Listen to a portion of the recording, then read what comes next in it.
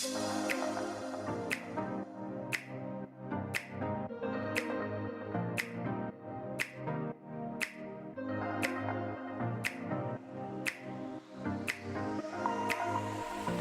to the Feel Your Best Formula podcast. Are you over 40 and tired of struggling with your weight, dieting, and constantly feeling like you're starting over with nutrition and fitness? Do you wish you had more energy? Do you want to lose weight and finally keep it off for good? I'm Lil, a certified nutrition coach and former registered nurse. I too have been there, and at the age of 44, I decided I was done with fad diets and chasing a lower number on the scale. I was so tired of constantly starting over and wondering why I couldn't get lasting results. I became a nutrition coach and created the Feel Your Best formula for women who want to build muscle, lose fat, and keep it off for good. If you're ready to build a better relationship with food, the scale, and your body, let's build your formula for feeling your best. If you're new here, make sure to check the episode details for the link to my newbie starter guide. You'll receive an email straight to your inbox with everything you need to start building your Feel Your Best formula. I'm so glad you're here. Now let's dive into today's episode.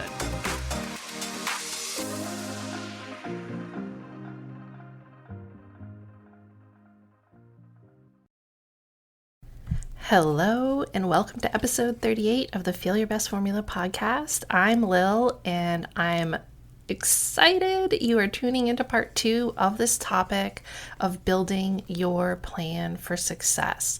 If you have not listened to last week's episode, then make sure to head on over and give it a listen, because this episode is going to make a lot more sense for you if you start there.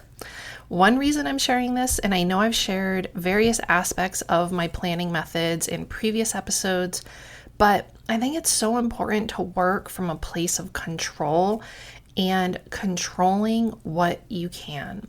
Are there things in life that happen to us that we don't have any control over? Yes, of course.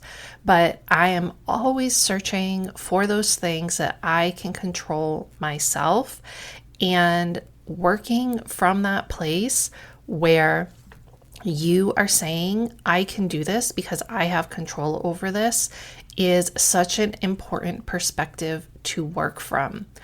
And I think being intentional requires that understanding that there's so much more that you can control, even if you don't think you can.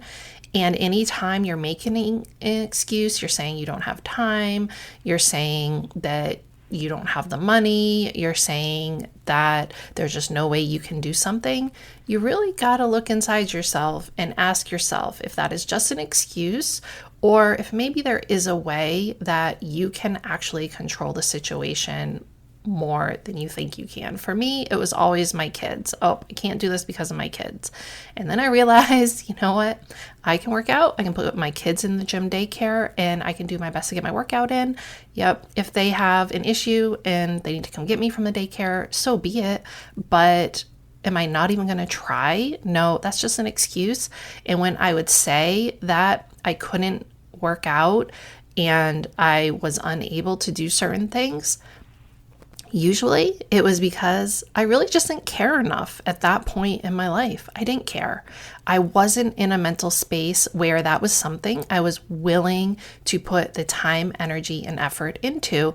So sometimes you just got to be honest with yourself and say, I really don't care about working out right now. I really don't care about eating healthier. It's just not something that I'm willing to work on. And if that's where you are in life, then that's okay. And I think that understanding that there's always going to be consequences of our choices is something that we just have to be okay with. And if you're okay with the ultimate outcome of every decision that you're making in the areas that you do have control in your life right now, then that's okay. And no one can force you to change that belief. And we all have to come to a place in our own minds where we are ready to take that next step. And you can know with every core of your being that you need to change. But if you're not willing to do it, and if you're not willing to even take that first step, then it's really not going to work in the long run. You have to be truly, what it is you need to make the decision. Because I see it all the time I've worked with women who are stuck in their excuses. They're stuck in that space of all the negative thoughts and beliefs that they have about themselves that they just can't get past it. And then there's other women who just, they flip that switch. Something happens and they just make the decision that they are going to move towards their goals, and literally nothing is going to stop them. And when you make that decision where you are no longer saying, I'm going to try, I'll give it a go, I'll see how it works out. When you move from that type of mentality to, I'm going to make this happen and nothing's going to stop me, then truly nothing is going to stop you, because you know that even when things happen to you, for example, when I broke my ankle, did I sit there and make an excuse and say, oh, I can't do anything, that's it for me, I can't eat healthy, I can't work out? No, I just did the best that I could in that, space of 8 to 12 weeks. And then I took it one step at a time to get back to the person that I knew I wanted to be. And yes, life threw me a little curveball. It put a pause on my goals. I've been working so hard to build muscle and move towards this goal of getting stronger. And it was so disappointing when that happened. And I absolutely could not work out the way that I needed to in order to reach my goal. But I simply changed paths, said, okay, this is what happened. What is the best I can do in this situation right now? And that's what I did. And it is because I had made the decision that I am going to get stronger. I am going to do those bicep curls with 20-pound weights. I know that's what I'm working towards. And one little bump in the road isn't going to stop me. It's not about only reaching that goal in a specific amount of time. It's about that goal setting the direction for me so that I know what I need to do in my daily life to work towards that goal. And I have to tell you, I really didn't start living this way of being intentional until I was in my mid-30s. Prior to that, I was just very reactive with moving through life, rarely thinking more than a few steps ahead, not really planning out my days, weeks, or months. I didn't have a disaster of a life. I wasn't living in pure chaos or anything. But when it was just me and my husband, that worked. It wasn't that big a deal. I didn't have to be super intentional with things, but throw in a couple kids. My kids are very close in age. They have activities and everything else. I just realized that winging it and just kind of thinking one day at a time wasn't really the best way to live. I knew I wanted to be more intentional, and I knew that it would make life less stressful if I could plan my days better and make sure that the way I was spending my days were helping me work towards more long-term goals. As some of you may know, I've kind of done it all. I was a stay-at-home mom for 7 years. Prior to that, as I've mentioned, I was a labor and delivery nurse. And then when my youngest son went off to kindergarten, I worked outside the home in a corporate setting in pharmaceutical safety. And I really hated it and decided that working from home was going to be the right fit for me, because that way I could still work, use that part of my brain, bring in income for my family, but also really have so much more flexibility for my kids and to be there for my family as needed.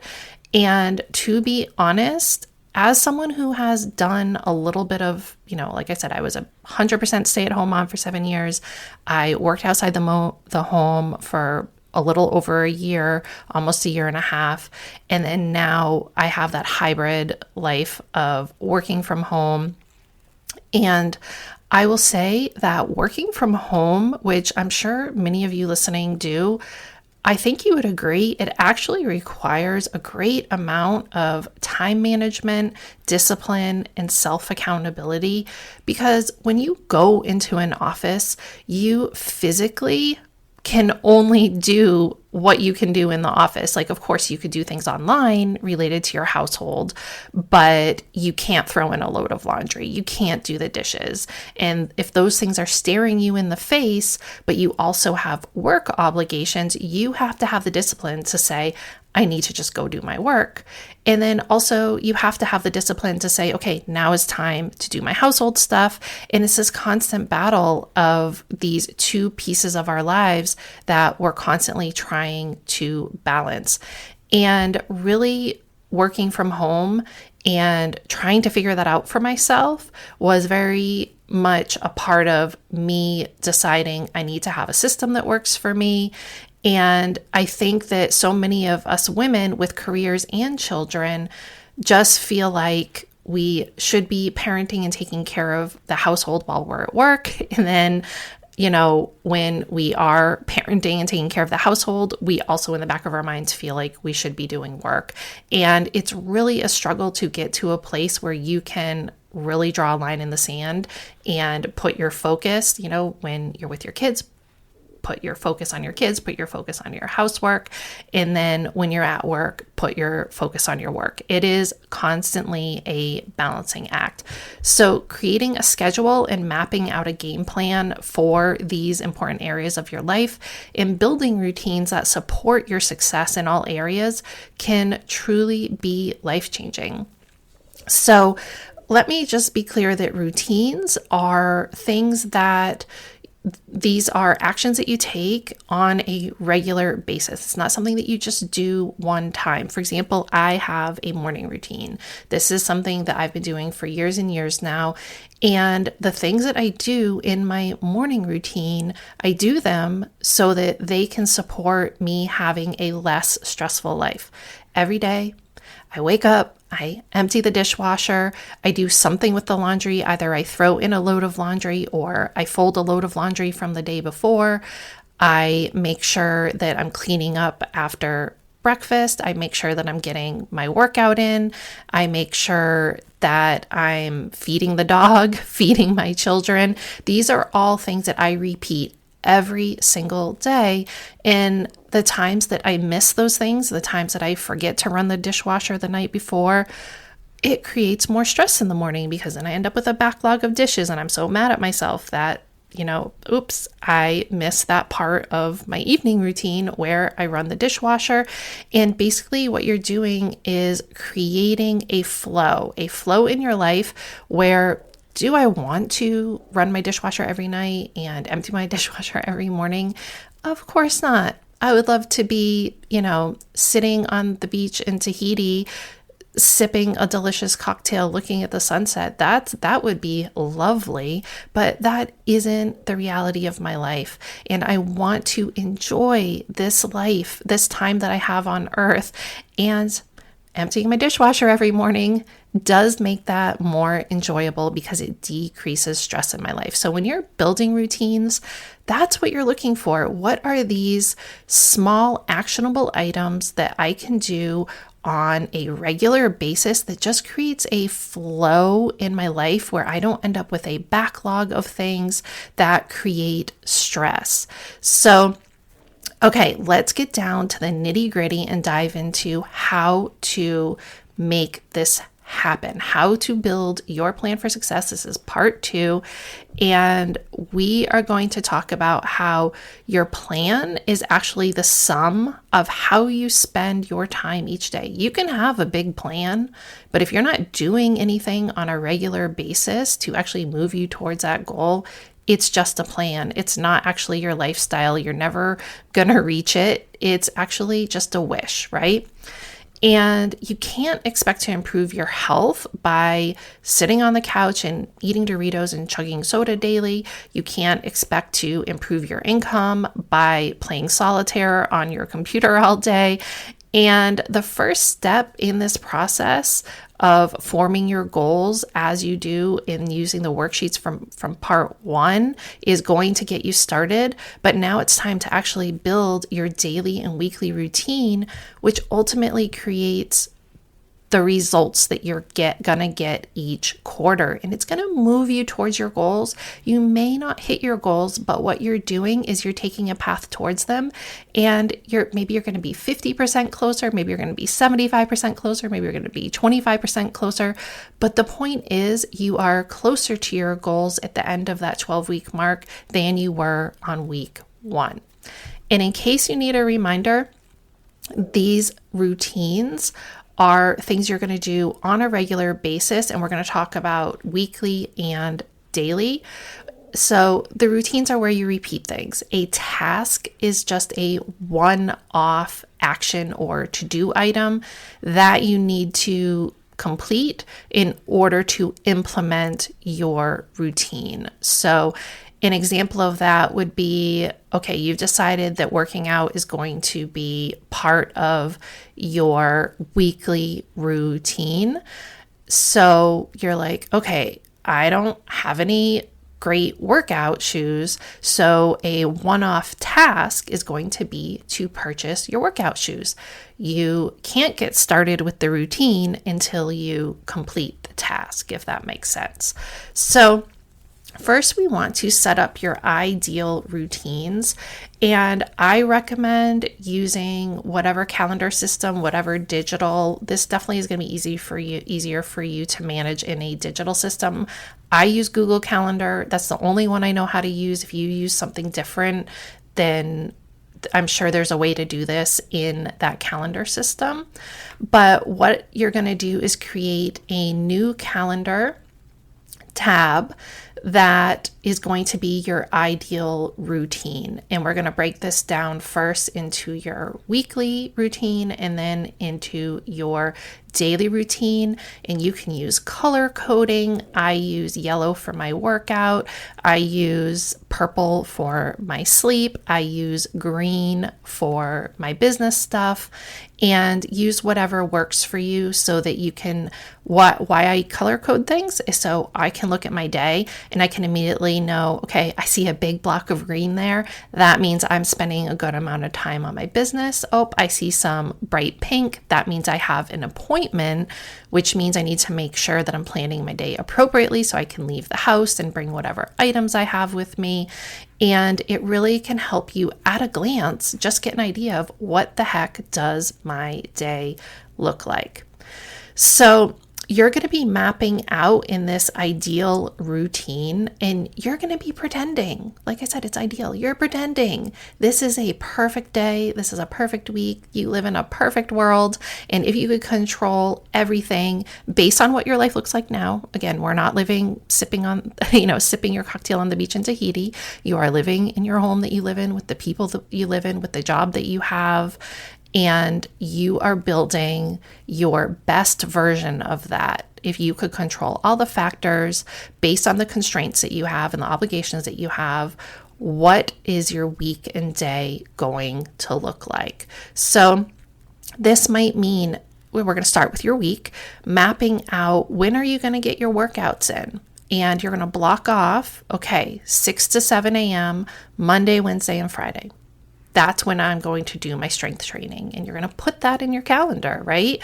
Because if you think about all the things you want to do, but you don't actually create the time in your life to do them, when are you going to do them? Are you magically going to invent an extra hour in your day? No, you got to work with what you have in front of you. So when we're looking at our week, you're going to plan those workouts. And then also, when are you going to plan your meals? When it comes to your nutrition, when you're going to plan your meals, when are you going to do your shopping? When are you going to make your shopping list? For myself, I generally do that on Thursdays or Fridays on my lunch hour. So I block that off. And this means you are being intentional and setting up a routine for what your life is going to look like in a way that supports your goals. Maybe you plan a laundry day and other weekly to-dos. So when you're planning your ideal week, you're looking at the things that need to be done on a weekly basis, but you might not necessarily need to do them every single day. Does that make sense? And you just plug those into your calendar. And again, this is your ideal week. If you don't have any appointments, if you don't have any trips planned or anything, this is what your life would look like.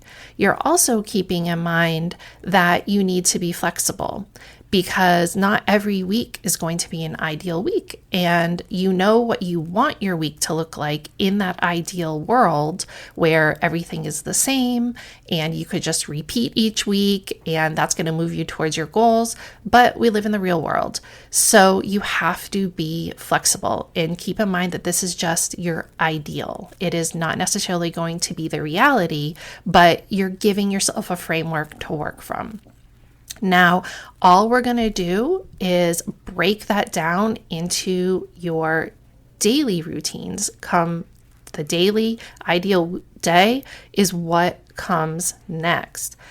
So you're going to take your day and you're going to build that ideal day.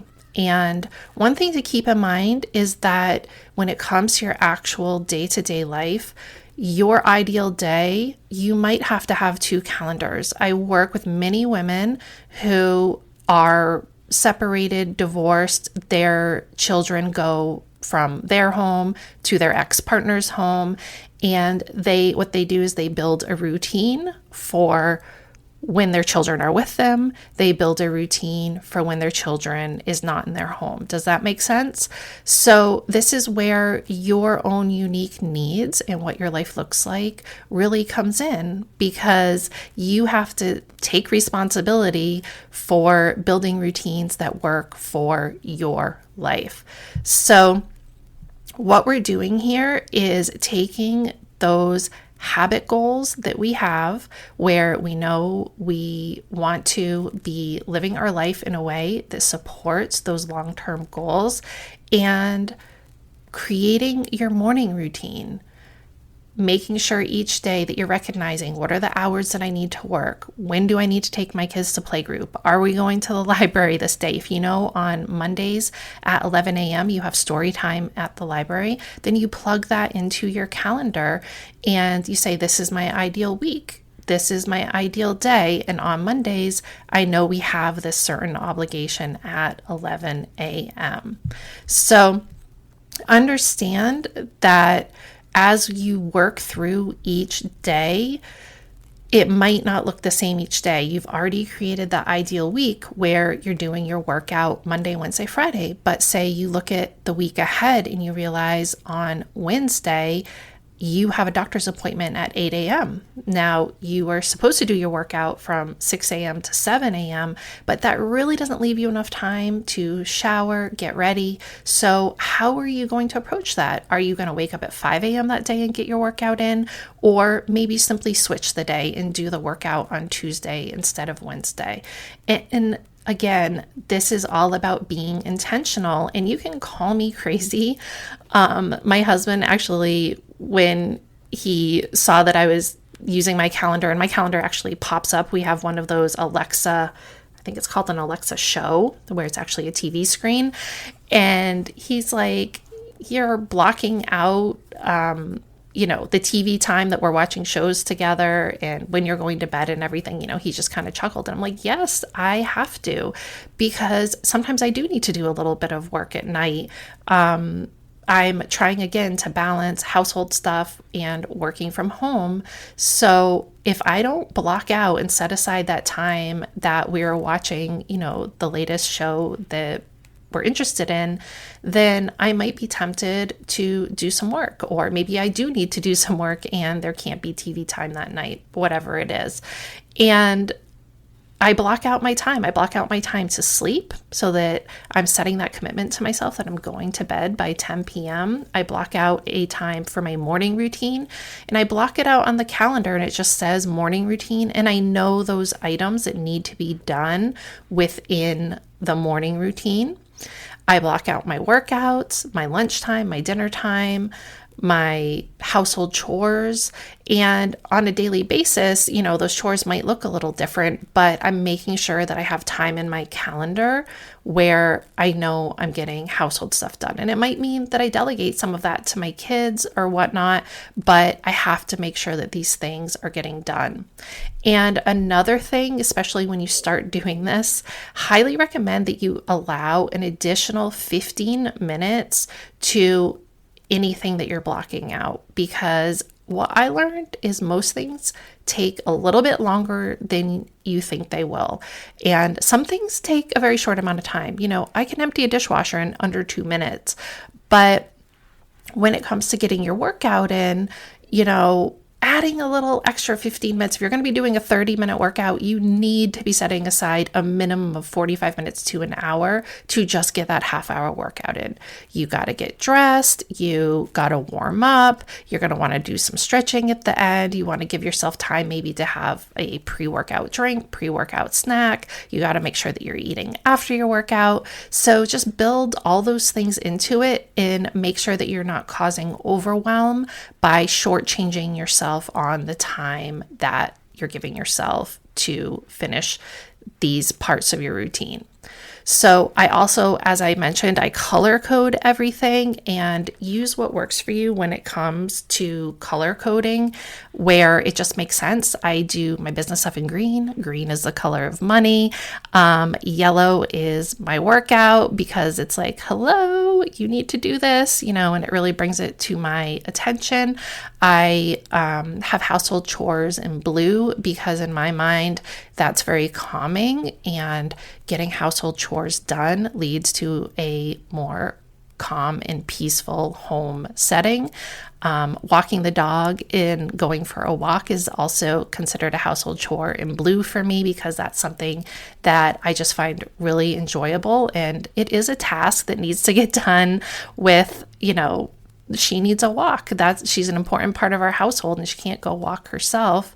So just coming up with what works for you. And again, being flexible, trying new things. But at the end of the day, when you know what your ideal day is, then you can start working towards it. And it's not going to be pretty at first. You're making an adjustment, but you're being honest with yourself.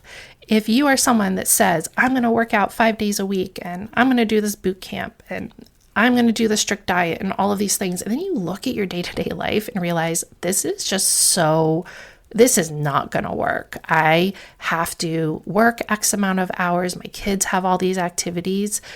If you want to reach certain goals, then you have to ask yourself, what is the time that you have in your life and what is the time that you can create in your life that can realistically get you there?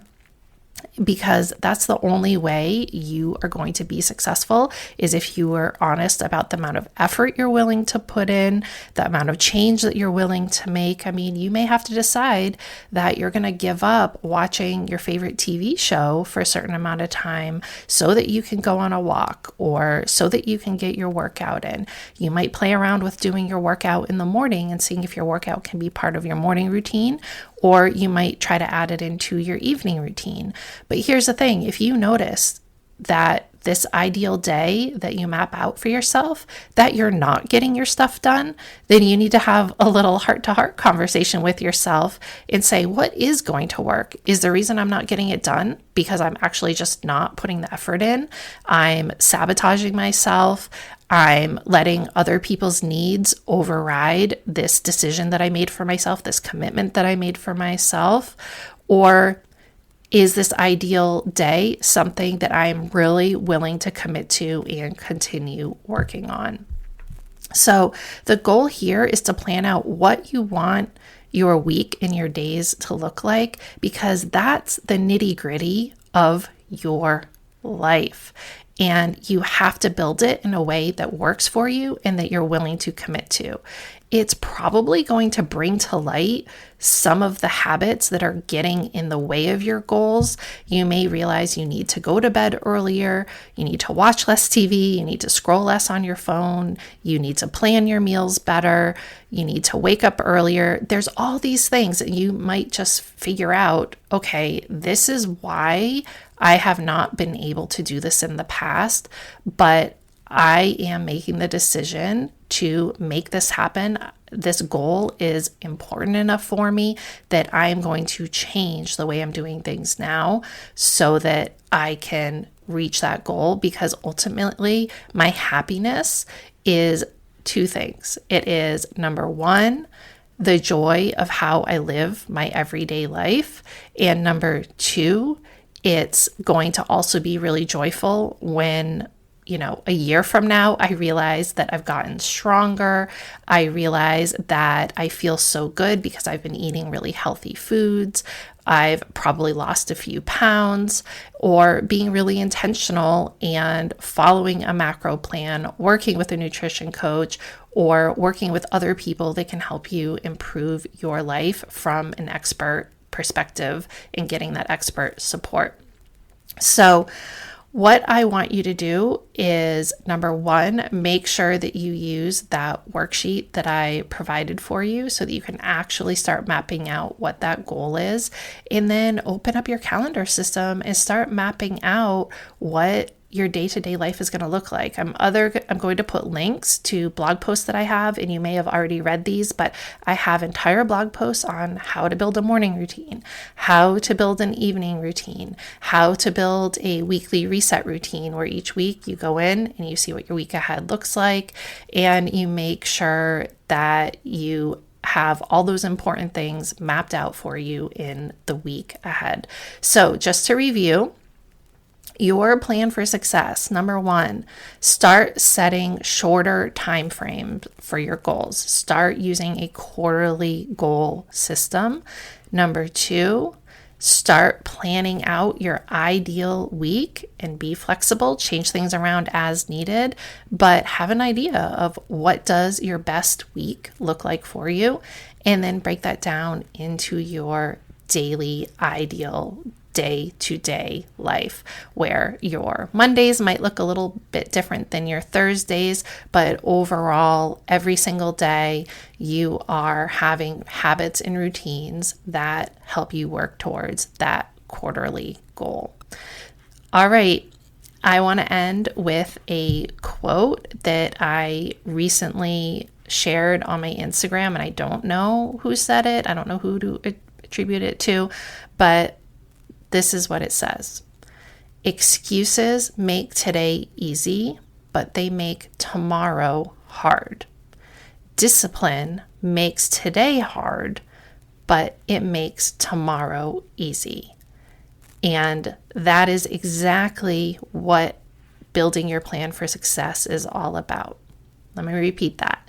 Excuses make today easy, but they make tomorrow hard. Discipline makes today hard, but it makes tomorrow easy. And I don't know about you, but I always appreciate it when the person I was yesterday makes my life a little bit easier today. And that's what it's all about. So this is exactly what you're doing when you are creating your quarterly goals, your ideal week, your ideal day. You are creating a plan that requires discipline to execute it. You got to have that discipline. And it will be hard, especially when you get started. Getting started is the hardest part, but it will make tomorrow and the next day and the next day and the next day easier and easier. And you just create this flow in your life where you are just enjoying your life in such a different way than before you started living this way. There's sort of a before and after. And getting into better physical shape is going to make your day-to-day life easier. Earning more income and having a more organized home is going to make your life more enjoyable and less stressful. Having thriving relationships that build your confidence and support you in your goals are going to make each day happier. And my goal is that on these podcast episodes, it will help you think differently and take even just one small step in a direction that will improve your life. So make sure you check the show notes out of any episode that I've done. These past two, episode 37, 38, you're really going to want to check the show notes. If you're serious, if you could sit here and listen to me blather on all day, but if you are serious about making change, then you're going to go to the show notes. You're going to start using that worksheet, and you're going to start using all those free resources that I have for you, and you're going to take action. And always remember, you can book a 15-minute call with me if you are really serious about making change when it comes to your nutrition. You know you need that extra guidance, support, and accountability. Then book a 15-minute call with me, and we can see if my one-to-one coaching is the right fit for you. Okay, that is all. Thank you so much for listening, and let's go build your plan for success. Thank you so much for tuning into today's episode of the Feel Your Best Formula podcast. If you haven't already, make sure to check the episode details for my new listener starter guide, and any additional resources mentioned in the episode can also be found in the show notes on my website. You can always find me on Instagram at Macros with Lil, and for more healthy lifestyle tips, recipes, and information on my one-to-one and group coaching services, make sure to check out my website. All the links can be found below. If you know someone else who is ready to start building their formula for feeling their best, please share the love and send them a link to the podcast. I hope you found today's episode helpful, and I'll see you back here next week for a brand new one.